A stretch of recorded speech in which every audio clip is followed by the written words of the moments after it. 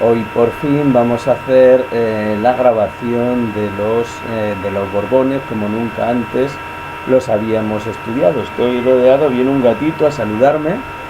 Bueno, tengo varios ya alrededor. Estamos haciéndolo desde el campo, desde Valdecaballeros. Era una grabación que me gustaba, tenía ilusión por hacerla.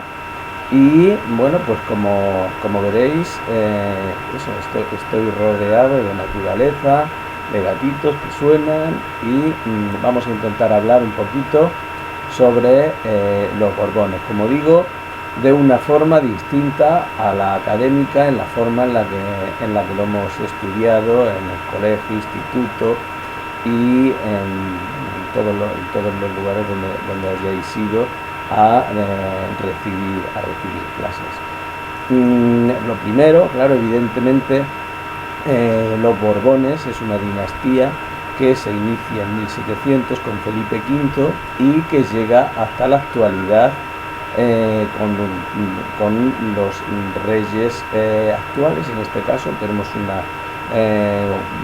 una característica extraña que no ocurre en ningún sitio que yo sepa, y es que tenemos 4 reyes en la actualidad, 2 eméritos, que era el anterior rey, que es Juan Carlos I, y doña Sofía, que se vieron obligados, o se vio obligado, porque el patriarcado, ya sabemos que, ya vamos a hablar sobre lo que ocurre con esto de la pragmática sanción y todo esto, nos iríamos hasta Alfonso X, el sabio, y bueno, lo que va a ocurrir a la muerte de Fernando VII con su hija Isabel II. Pero bueno, esa es otra historia. En cualquier caso, el rey don Juan Carlos va a abdicar debido a las causas de corrupción, de caza de elefantes, todas esas cosas que habían ocurrido. Existen varios libros documentados. Lo que pasa es que el rey, según nuestra Constitución, es absolutamente inviolable, con lo cual, pues no se le podía juzgar por esos casos y no se vio forzado a la abdicación. En cualquier caso, como digo, su hijo, Felipe VI, es quien cierra de momento esta línea sucesoria que se inicia en el año 1700. No quiero hacer ninguna comparativa con lo que ha ocurrido con este rey, porque además esto no es didáctico como en otras ocasiones, sino quiero que sea algo de ocio, y quiero que sea algo divertido, incluso que no sea como decía, demasiado académico. Bien, la historia de los Borbones se inicia casi por casualidad a finales del siglo XVIII, a finales del siglo XVII. Los Austrias, el último de los Austrias, no podía tener descendencia, Carlos II, y en el testamento que va a hacer, va a dejar al nieto del rey más poderoso de Europa en esos momentos, que es Luis XIV, el rey Sol, ese gran rey que vive en Versalles y que, como digo, tiene el ejército más poderoso, tiene la corte más culta y más refinada de toda Europa, y pues a él se va a elegir, o va a ser, o los consejeros de Carlos II, el último de los reyes austrias, quien va a designar en ese testamento como heredero al trono de España a su nieto, que será nuestro Felipe V, era Felipe de Anjou. Felipe V va a llegar, a muerte en 1700 del rey Carlos II, va a llegar a España, y con él se va a iniciar, aunque en principio sí que existía un consenso entre el resto de estados europeos. Sin embargo, rápidamente Carlos de Habsburgo va a va a reclamar el trono, iniciándose una guerra, la guerra de sucesión, que era una guerra a la vez civil dentro de España, pero además una guerra internacional, una guerra mundial, podríamos decir, que se va a iniciar en ese año 1701 y que va a acabar en el año 1714. En 1713 se firmará el Tratado de Utrecht, del que todavía también nos acordamos mucho, entre otras cosas, es más nombrado porque porque se pierde el peñón de Gibraltar. Son muchas más cosas. Como digo, no vamos a entrar dentro de esto, sino que vamos a entrar dentro de una cuestión algo más divertida sobre los Borbones. Felipe V va a llegar a España y va a ser en una parte de España, especialmente en la zona de Castilla, va a ser aclamado, va a ser muy bien recibido por sus súbditos. Los súbditos españoles siempre han sido muy agradecidos a sus reyes, y en este caso también lo era. Rápidamente le van a llamar el Animoso, porque era un rey, era una persona que tenía, o vieron los españoles, que tenía un carácter de trabajador, rápidamente quería entrar en batalla. Estábamos en esta guerra de la sucesión, y dirigía a las tropas de una forma activa, y por eso se va a ganar ese sobrenombre del Animoso. En principio, como vengo diciendo, era un rey. Lo que sus súbditos recibían de él era precisamente eso, que era una persona muy capaz, y además venía avalado por el gran rey, por el rey Sol. O sea, no teníamos nada que temer de un Borbón, este primer Borbón. Sin embargo, venía con algunas discapacidades, se pueden decir, porque es un rey bien conocido posteriormente, aunque, como digo, normalmente no se habla de estas cosas. Es conocido por su bipolaridad. Era un rey, igualmente debido esos matrimonios entre familiares, entre primos hermanos, entre la misma familia, pues llegarían a tener problemas importantes, como había tenido Carlos II en este caso, y en el de, por lo menos avalado, el de los dos primeros Borbones, el de Felipe V y el de su hijo Fernando VI. Va a ser claro, y esa tendencia, normalmente en los libros de texto aparece que era un rey con tendencia a la melancolía. La melancolía normalmente era que tenía una locura importante. Este señor, como he dicho, cuando entraba en batalla, dirigía las tropas fenomenal, tenía muchas ganas de dirigir España de una forma importante. Sin embargo, caía en terribles depresiones que le duraban meses o incluso años, le van a durar con el paso del tiempo. Pero era un rey, desde el principio tenía, hoy no vamos a hablar de los austrias, también los austrias sufrían de este problema importante, que era, desde el inicio, este Borbón tenía un problema sexual, un problema que le hacía tener mucha energía sexual, y el buscar continuamente las relaciones dentro de su pareja o fuera, extramatrimoniales. No tenía ningún problema. Como digo, ya empezamos con este primero, lo vamos a ver en muchos más reyes, en muchos más Borbones, este problema que tenemos, en algunos casos de desviaciones sexuales serias. Este señor, de hecho, tenía, como digo, sufría incluso de bipolaridad, tenía también, podría ser psicópata, incluso tenía miedos terribles a ser asesinado. De hecho, estuvo Posteriormente, al terminar la guerra de la sucesión, vestía con una única camisa, estaba en pelotas por el palacio normalmente, así recibía a sus consejeros, a los diplomáticos de otros países, y además se dejó crecer las uñas, también no tenía ningún tipo de higiene personal. Caía en eso que ellos llamaban melancolía, y eran depresiones absolutamente profundas en las que muchas veces pensaba que era un animal directamente.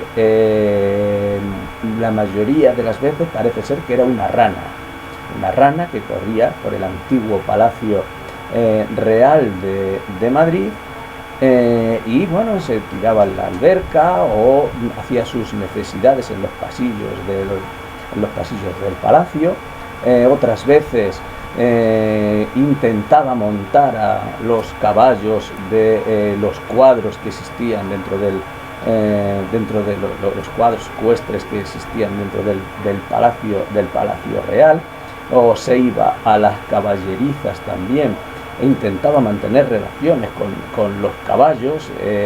Luego también, además de su religiosidad, pues caía en un problema también, un problema moral con él mismo. Bueno, su primer matrimonio, que es con María Luisa Gabriela de Saboya, era una niña de 13 años, se utilizó además por intereses políticos para que su familia entrase a favor de Felipe V. Bueno, pues era una niña de 13 años, en principio decían que tenía una grandísima personalidad. De hecho, en la noche de boda no le dejó ni acercarse. Una anécdota, no sabemos si será real o no será real. En cualquier caso, el rey ya a estas alturas estaba bastante trastornado. Era una persona, bueno, con graves problemas psicológicos y evidentemente incapacitado para el gobierno de un gran estado como era España, como digo. Bueno, pues he contado un poco cuáles eran esos ataques que tenía. Normalmente, además, vivía de noche. Era cuando tenía a lo mejor algún momento de lucidez en el que podía recibir eso a sus ministros, o podía trabajar algo, porque claro, evidentemente había que despachar con el rey, porque la autorización tenía que ser, aunque quienes gobernasen los designios del Estado no fuese el rey, porque como digo, no estaba capacitado para ello. Y María Luisa Gabriela tampoco, además era una niña. Como digo, de este matrimonio va a tener dos hijos, va a tener a Luis I y a Fernando VI. En el caso de Luis I en el 1724, en enero de este año, estaba sumido el rey Felipe V en una tremendísima depresión, y bueno, pues en estos ataques que tenía, como digo, de locura absoluta, en los que además también era violento, tenía momentos de violencia, tenía momentos en los que no se reconocía, no sabía que era el rey. En otros momentos, sin embargo, mostraba su autoridad real, hasta llegar hasta parecer o a creerse que era un animal distinto. Por eso digo, en unos momentos esos que vivía con su camisa, su única camisa, porque tenía miedo de que le envenenaran a través de la camisa. Al parecer había tenido en 1718 había tenido algún episodio. Bueno, en cualquier caso, vivía, como digo, apegado a su propia camisa, una solo, y sin lavarse y sin cortarse las uñas. La higiene personal, como digo, tremenda. Y bueno, pues como decía, va a morir su primera esposa, María Gabriela, y en el 1714 se casará con su segunda esposa, que es Isabel de Farnesio, que es la más conocida. pero va a llegar, va a ser, bueno, va a intentar, bueno, va a intentar, no, va a gobernar prácticamente ella, pues su interés está puesto en Italia para, precisamente, por los intereses de sus propios hijos, porque claro, cuando llega Felipe V ya tiene dos herederos, tiene a Luis I y tiene a Luis I y tiene también a Fernando VI. Bien, como decía, en el 1724 va a abdicar en su hijo Luis I. Luis I, bueno, era un muchacho de 17, 18 años, va a casar también con una niña de su misma edad, corría desnuda por el palacio, igual esto debía de ser, vosotros poneros en el caso, el emérito en este caso, que también había abdicado como Juan Carlos, bueno, pues corrían en pelotas por el palacio, bueno, se comportaban de una forma, bueno, decían lo que se decía en la época, que era por la poca madurez que tenían debido a su edad.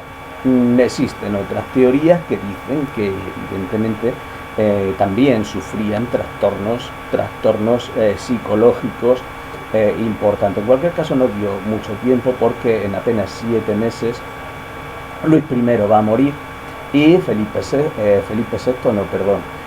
V tendrá que volver a asumir el reinado, asumir la corona, y volverá de una forma todavía más dramática, absolutamente, bueno, más desquiciado, con una locura mucho mayor.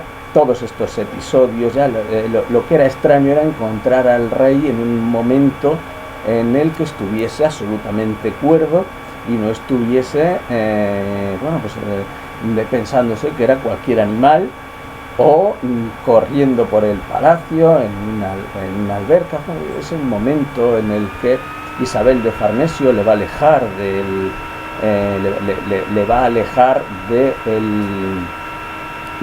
Madrid, de la corte, y se lo va a llevar a esos viajes por Andalucía, se lo va a llevar también a la granja en Segovia. Y bueno, como digo, a ver, el importante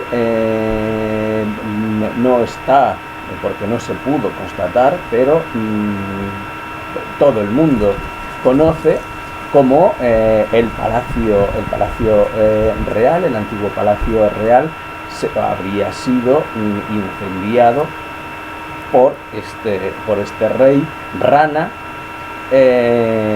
precisamente porque era frío, era austero, ese palacio antiguo de los Austrias, y quería un palacio pues a la altura de Versalles. En 1734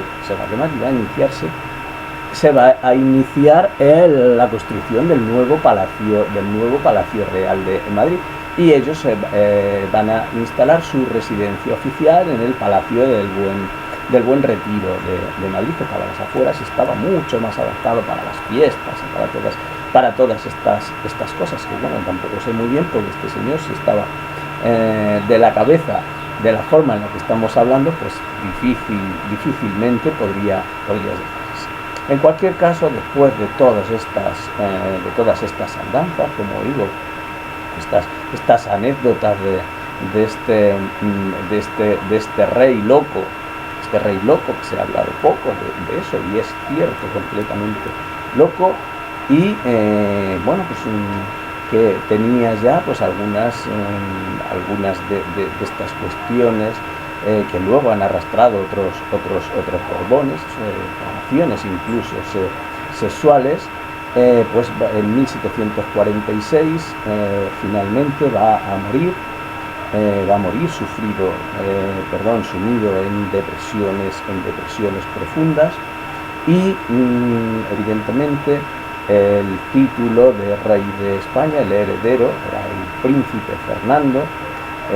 Fernando habría casado con Bárbara de Braganza, una princesa portuguesa. Se van a casar precisamente aquí donde estoy yo. Estoy en la provincia de Badajoz haciendo emitiendo este vídeo, se van a casar en la ciudad de Badajoz, apartados de la corte. Isabel de Farnesio va a intentar mantener lo más apartado posible a Fernando, mientras ella pues estaba intentando colocar a sus hijos en Italia. Como había dicho, ya estaba colocado como rey de Nápoles y Sicilia su hijo Carlos, que será nuestro Carlos III, a la muerte de su hermanastro Fernando VI. Fernando VI va a asumir la corona. Va a ser conocido por muchas cosas, especialmente porque será un periodo próspero, un periodo de paz, un periodo en el que nuestra armada crecerá, en todas estas cosas que contamos en otros sitios, que hoy no vamos a entrar. Y evidentemente Fernando VI ha heredado buena parte de esta locura, esta melancolía que llamaban en la época, en estos trastornos importantes que tenía, pues, supongo que la misma bipolaridad, psicopatía y bueno, todo este tipo de problemas, de depresiones que sufrían. Está solo en dos momentos de su vida parece ser que está constatado que ocurriera esto. El primero sería precisamente al inicio, a los 3-4 años de inicio del reinado, y al final es un reinado muy corto, es hasta el año 59, del 46 hasta el año 59. Tenemos que tener en cuenta que el reinado más largo de la monarquía de la monarquía borbónica va a ser precisamente o anterior, su padre Felipe V. Vamos a tener eso, a un Fernando VI con otro episodio al final de su vida, precisamente un año y algo antes de su muerte, que moriría su mujer, y a partir de ese momento Fernando VI no conoce a nadie directamente. Ya no es que tenga episodios de depresión o melancolía como llamaban, bipolaridad, todo tipo de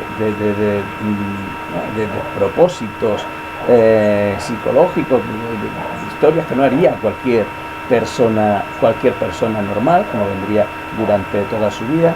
Por cierto, una cosa que sí que hablamos académicamente y se expone de una forma más detenida, para que veamos también algunas de las cosas, porque siempre pasa en la historia como un buen reinado precisamente por eso, porque es un periodo de paz, y además porque su mujer, Bárbara de Braganza, es una mujer con una capacitación intelectual importantísima, una mujer muy inteligente, y que va a mediar y que va, bueno, pues a contrapesar esa locura de otro de nuestros reyes borbones.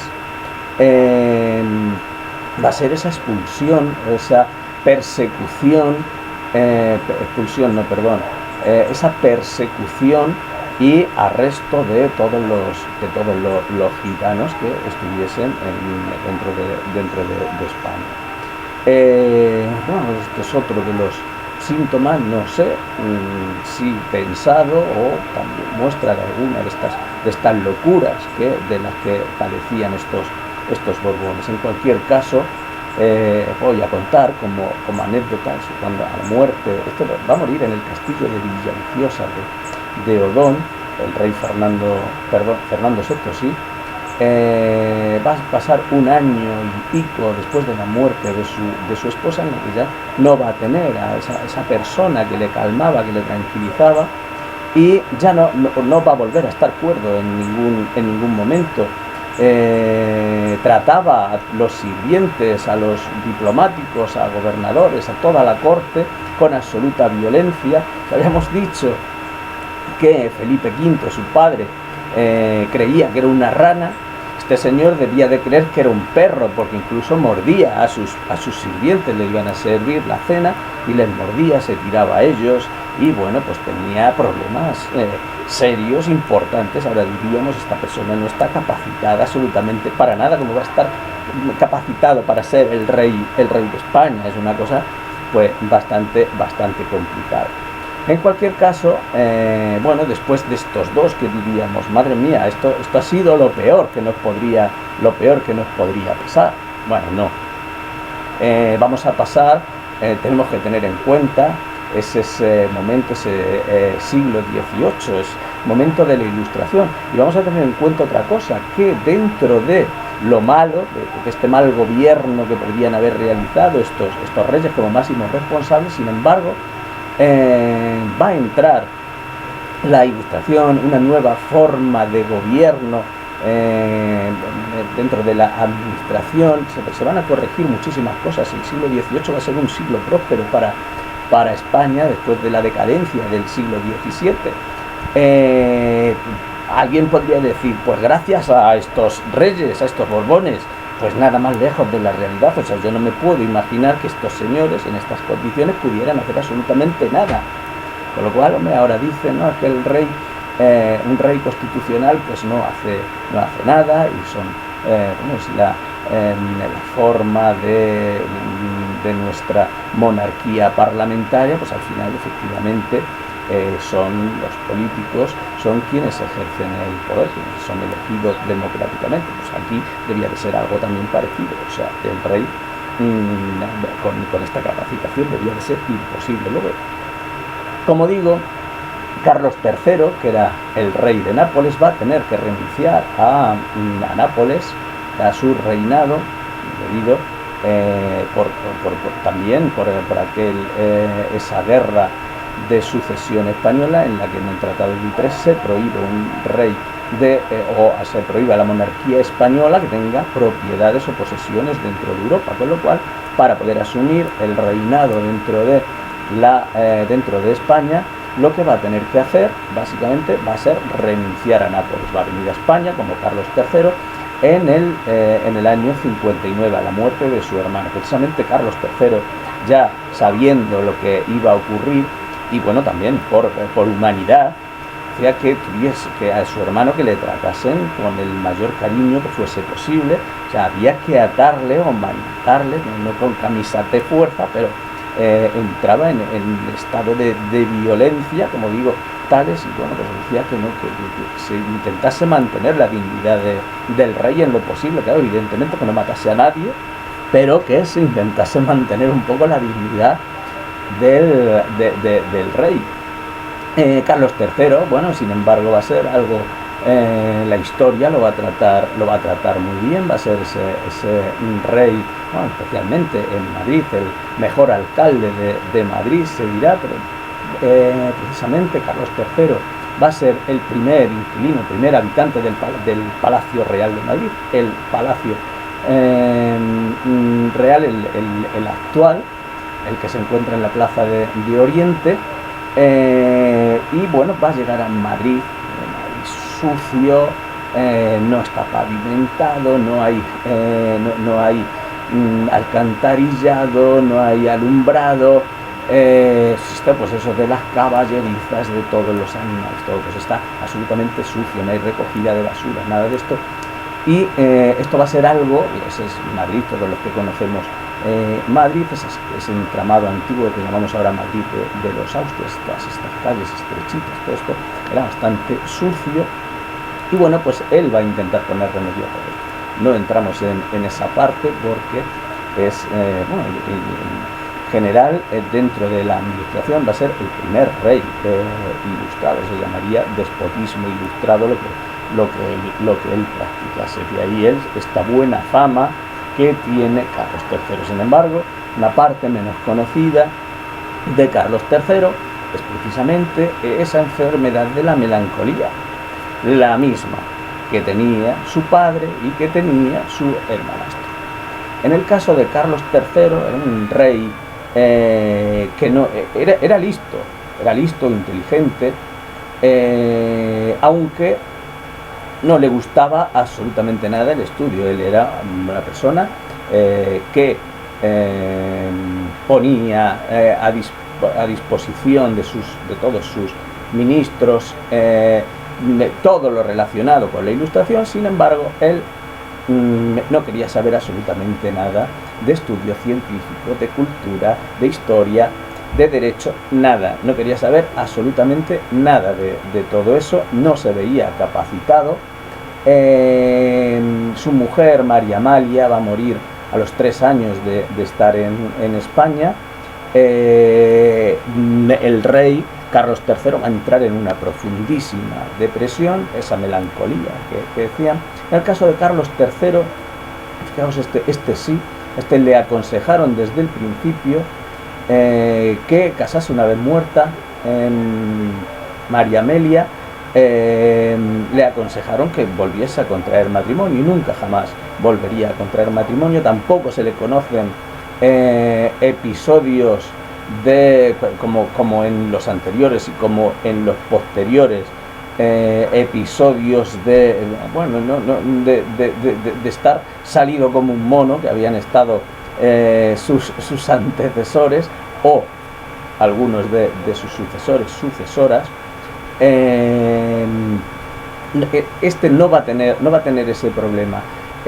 Como digo, creo que era inteligente, era una persona muy inteligente y que era capaz de entender qué era lo que le sucedía, aun sufriendo esta misma enfermedad, o estaba en un estadio inferior a la que habían estado tanto su hermano como su padre.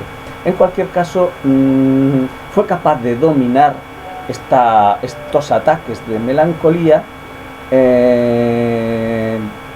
a pesar, como digo, de que no le gustaba ni el estudio, no le gustaba tampoco las funciones de gobierno, aunque ha pasado como el mejor alcalde de Madrid, como un administrador, como tal.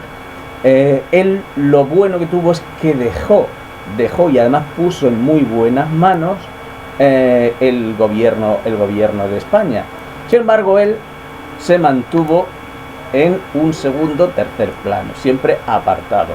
Eso sí, por mucho que los profesores decimos normalmente, ¿no? Es que era un personaje muy campechano, que no salía, o que no le gustaba vestir,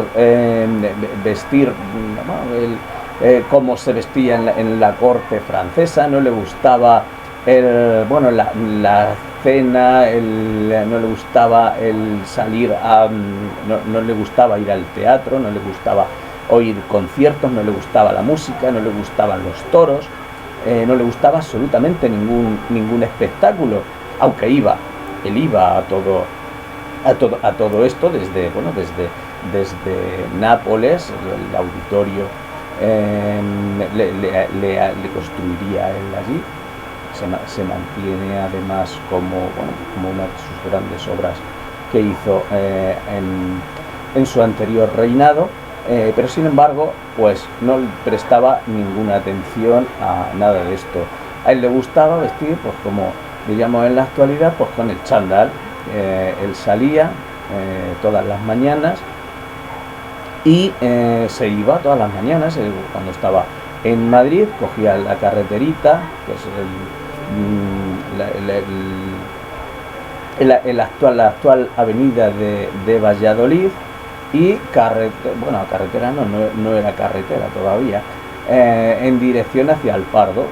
Cogía y se iba a cazar todos los días. Era a partir de las 10 de la mañana, era su rutina diaria. El pararse a hablar, como decían, con pastores, con agricultores, con gentes que se encontraba en el camino, y eso era lo que a él le gustaba realmente. Nada de las labores de gobierno, nada de el trabajo administrativo, ninguna de estas cosas le llenaban a Carlos III.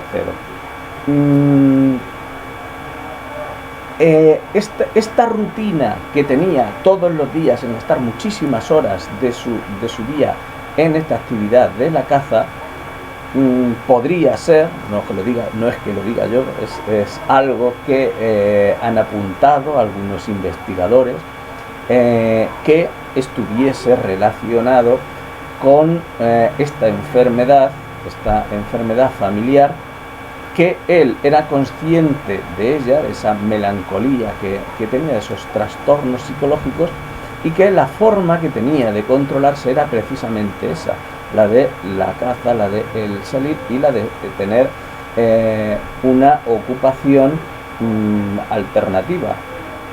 Parece ser que era así, incluso comentado por él en algún caso. Bueno, este rey va a morir en el 1788, no va a llegar a ver la revolución francesa. Eso le va a tocar a don Carlos IV, a su hijo Carlos IV, el panadero, apodado el panadero. Si este señor era un déspota ilustrado, había pasado la historia como buen gobernante, ya digo que poco hizo. Pero su hijo, bueno, era el panadero, también el relojero. Le va a tocar sufrir, esto sería como empezaríamos dando una clase normal, pues eso, en 1789, inicio de la Revolución Francesa, y es el primer año de reinado de Carlos IV. Los distintos partidos, las distintas tendencias dentro de la corte española, bueno, pues en principio para la defensa de sus parientes franceses del 16, y bueno, pues habría sido pues esas tendencias que existirían políticas con respecto al país vecino, la prohibición de que entrase todo tipo de estudiantes, viajeros, libros, publicaciones, todo, que no entrase absolutamente nada. Todo eso, hasta que finalmente en el 92 son guillotinados los reyes franceses, y bueno, pues tendrá que cambiar, tendrá que modificarse esa política que en cualquier caso no vamos a entrar en esto, sino en esa personalidad de este rey. Carlos IV era un rey bueno, como dicen algunos, era grandote, bueno, como lo hemos visto, Goya nos lo ha inmortalizado también. Era un rey grandote, dicen que bonachón, que no tenía ningún problema, ningún interés por el gobierno tampoco. Casi todos los Borbones no tenían ningún interés por el gobierno. Y bueno, pues la que sí que lo tenía era su mujer, María Luisa de Parma, que va a dirigir los designios de este reinado, de este periodo, que va a ser muy movido. Carlos IV no se le conoce tampoco, es un personaje que como decía, era grandote, bravucón, le gustaba la lucha, luchaba y intentaba ser campechano también. Es otra de las cualidades, intentaba ser campechano. Unos días era campechano, otros días era rey, y se dirigía a la corte con mucha dureza. Otros días se peleaba con ellos, como digo, hacía lucha, le gustaba todo este tipo de cosas. Era, desde siempre le había gustado coleccionar relojes, los abría, los cerraba, los rompía, los arreglaba. De ahí uno de sus apodos, el del relojero. Bueno, en un punto en el que directamente su mujer, como decía, María Luisa de Parma, pues al final era quien tenía que dedicarse un poco al gobierno, o a intentar hacer algo. María Luisa de Parma, según su confesor en su lecho de muerte, diría que con ella había terminado la dinastía de los Borbones. Le había confesado directamente que ninguno de sus hijos, solo conocemos, son 14, pero solo conocemos a don Carlos y a Carlos y a Fernando VII.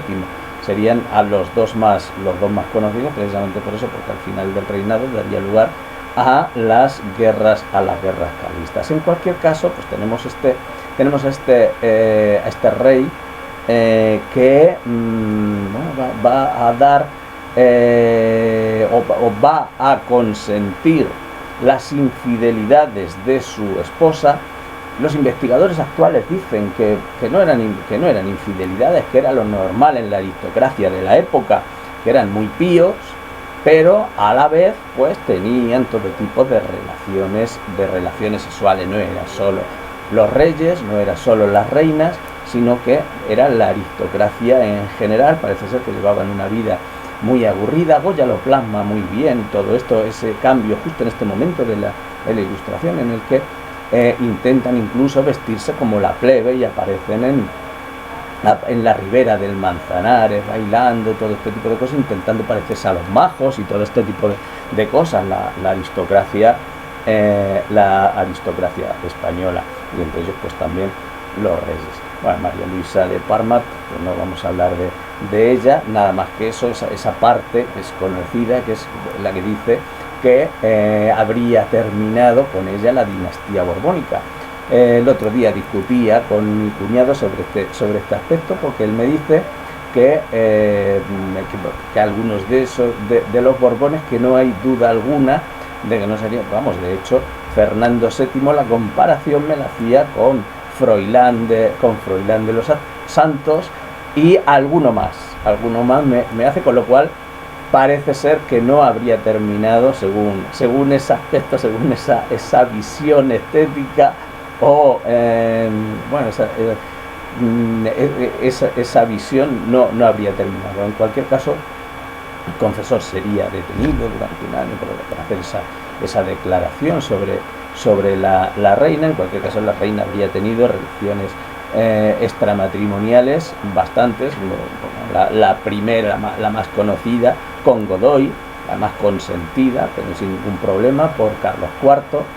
Godoy sería el ministro, excepto 2 años en 1800, que caería en desgracia. Posteriormente volvería como príncipe de la paz y todo esto.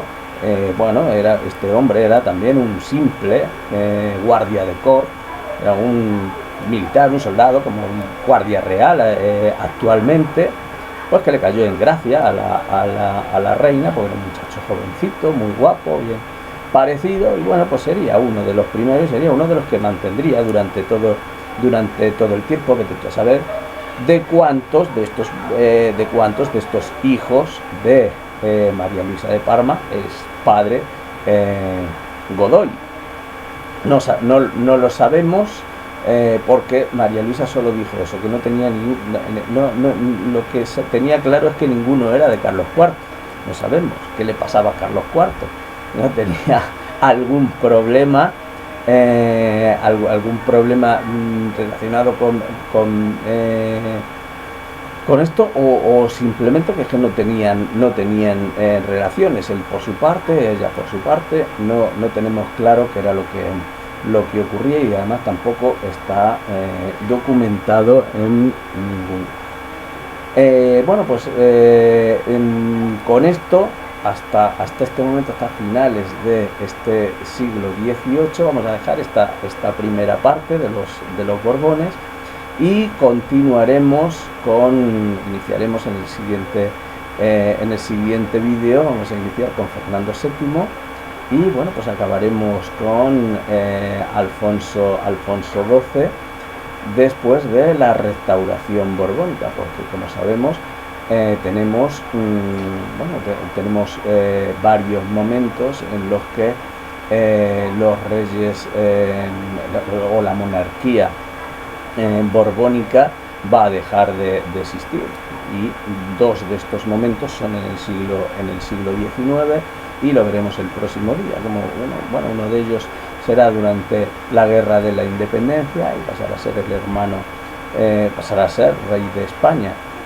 Otra dinastía, que es la de Napoleón, el hermano de Napoleón, y luego, después del sexenio revolucionario, también tendremos primero otro rey italiano, y tendremos una primera república. El próximo día continuamos repasando un poco esta línea borbónica, contada pues desde el verano, desde la terracita de mi casa en Valdecaballeros, y bueno, continuaré con esto y espero que os haya gustado a todos. Un saludo y nos vemos.